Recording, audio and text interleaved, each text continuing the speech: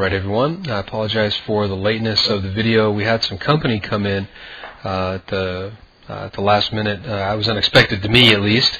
So I snuck into the office to get this video out. Last night, about 3 o'clock in the morning Eastern Time, or I should say this early this morning, there was a report that came out in Britain about their housing market. And as you can see, going down to this 15-minute bar, immediately after the report came out, the market made a turn to the downside. This is a problem, in my opinion, that is limited to the British pound. You can see here that the euro at the same period had a bit of a draw, had a bit of a move down, but you can see it went sideways for quite a few hours until the New York opening, and then has kind of worked its way down. But it certainly was not the same as the British pound, which just had an enormous slide to the downside. So obviously there is a general strengthening in the US dollar, but at the same time there's a general weakening, or I should say a specific weakening with the British pound. So we have to keep that in mind. And I also want to comment on some of you may be feeling like you missed out. Hey, I wanted to get in on this big move to the downside. And you know what? These kind of moves that are caused by news are impossible to predict. There's just no way to know ahead of time that the market's going to make a big move like this. There, of course, are ways based on the techniques in the kit to take advantage of them.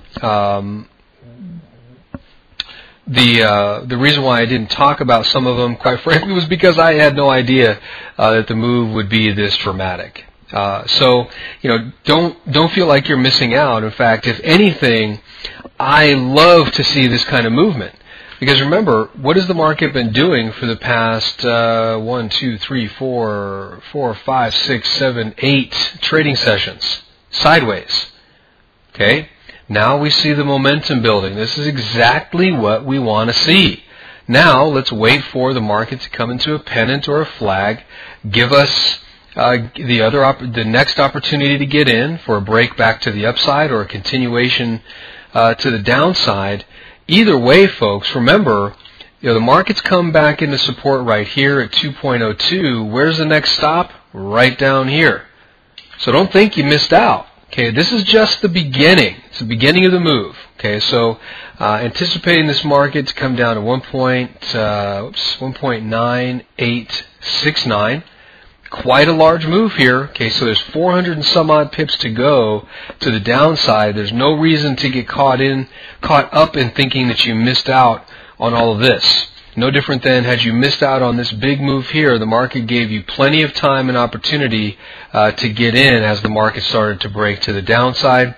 No different than when the market broke here, pushed up, gave you an opportunity there. Pushed up again, gave you another opportunity, gave you a third opportunity right there before finally making a big fast push to the upside. So remember, target to the downside, 98.69. This currency's got a ton of resistance to move through on the sideways action that it just got done pushing through. So even if it does manage to get to the upside, it's going to have to chew through quite a bit before it does break back to the upside. Also keep in mind that we're looking at the market trading inside of this channel. Let's go ahead and slap this on quickly. So it's going to be a little rough as far as the angles go, but illustrate the point. Even if we were to come all the way back down into here, which is about 288, the market would still be in this bullish uptrend. Okay, so we've got to keep that in mind as well. We might be stopping at about $2 on this downtrend, which would put the market, let's go ahead and just run this straight across, right in this area here for support. So we have prior high over here, we've got some sideways action over here, all at this $2 level that can provide some support. We might get a push through on enthusiasm, orders getting triggered, psychological level of $2, offering a place for people to put their stops. Yes, bank traders will put their stops around round numbers for whatever reason. They still do it. Even some institutional traders will do it, put their stops around round numbers. So that will be a factor as we start moving down. So 9,800 roughly would be my target on a move to the downside, understanding though that we've got to break through this important $2 barrier first. So keep your powder dry. This is a good thing that the market is showing us its hand, giving us the indication for some momentum. Keep your eye out for the market to pop back up and then give us the additional move back to the downside.